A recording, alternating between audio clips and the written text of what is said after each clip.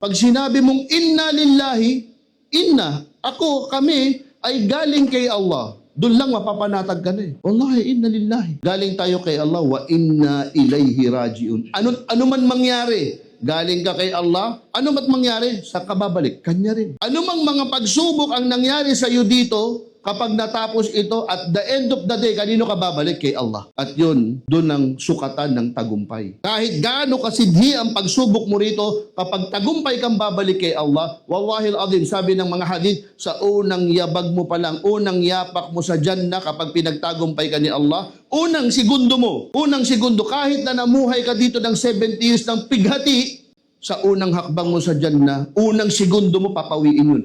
Parang wala kang maalala sa sobrang galak at kasiyahan na ibibigay sa iyo ni Allah dahil nagsabar ka dito, yung unang hakbang mo, parang wala kang maalala na sinubo ka ng 70 years mula nung pinanganak ka hanggang kinuha ka ni Allah. Parang puro pagsubok na lang, pero once na yumabag ka na, yumapak ka na sa Jannah, kaya nga sasabihin natin dito sa gitna ng pagsubok, inna lillahi wa inna ilayhi rajiun. Wallahi,